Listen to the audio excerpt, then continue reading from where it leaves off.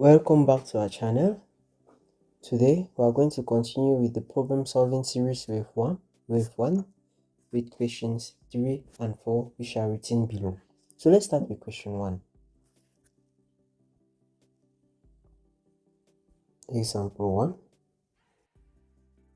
Example 3, sorry. What does example 3 states? He asks us to find y prime given y is equal to ln of the sine of x squared. So this is pretty simple, it's not a complicated question. So we're going to start. What is the first thing we identify in this question?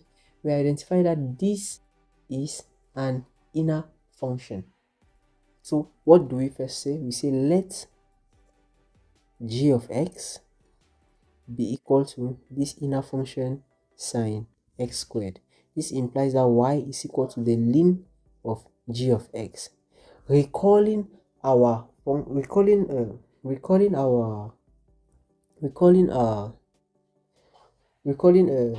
formula, the general formula which we had proven on the derivative of logarithmic functions of this form.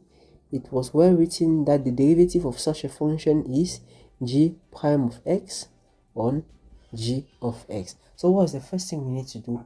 Find g prime of x. So g of x is equal to the function sine of x squared. So we are going to let, what can we identify in this case? This is still a function of a function with our first function or our inner function being x squared and our outer function being the sine function. So the first thing we do is let a variable be our inner function x squared, implying now that our outer function g of x is the function sine u. Now g prime of x is g prime of u, our outer function g of u.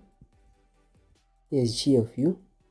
G prime of u is equal to the derivative of sine u is cos u.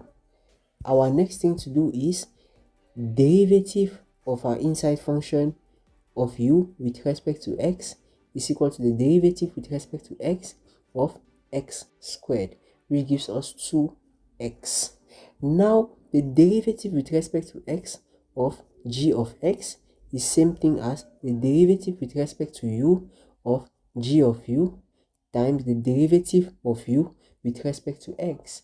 This leaves us with, this is same thing as g prime of u times u prime. Is the same formula which we have always used when we work with the chain rule. I'm just writing that now with the same formula.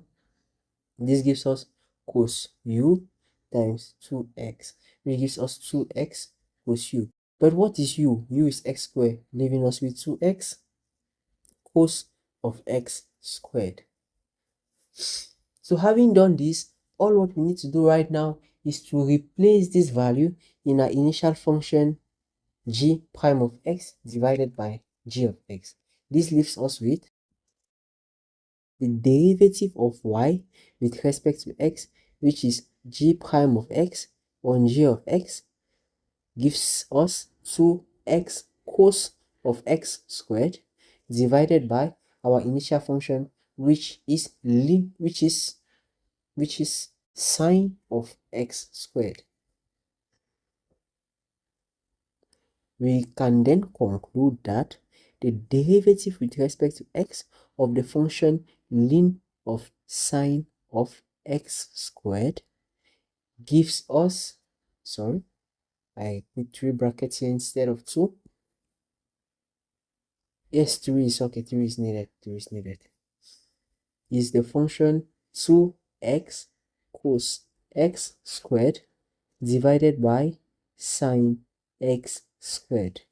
We encase our answers.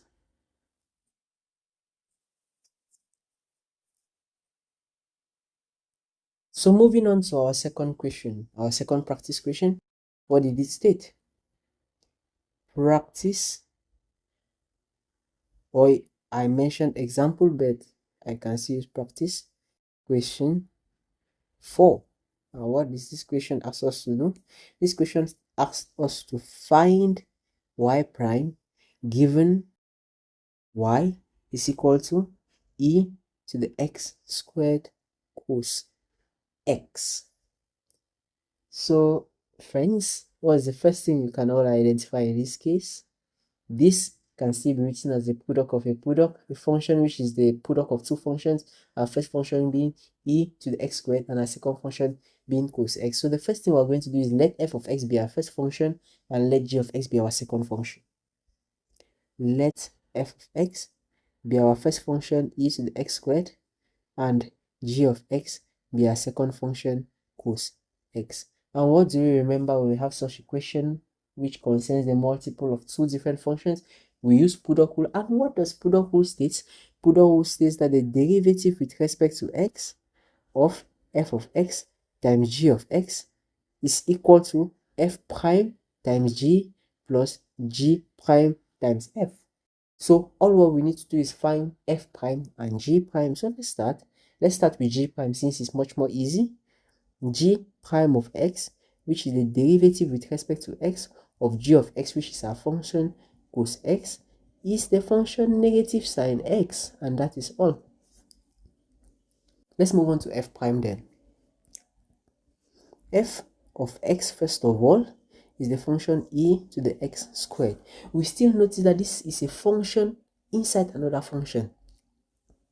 That is a function of a function, not more a product of two functions, but a function of a function, with our inner function being x squared and our outer function being e to the power. So what do? We say let h of x be equal to x squared. This implies that f of x is equal to e to the h of x. Then the derivative with respect to x of every function e to the h of x, we can still recall from our derivative of exponential functions. We explained this formula, and this led us to h prime of x e to the h of x. So we need to find h prime of x. So let's start with, first of all, what is f of x? What is h of x? H of x is the function x squared. What then is h prime of x?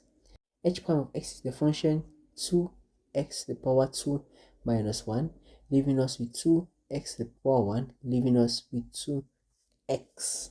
So what can we then conclude?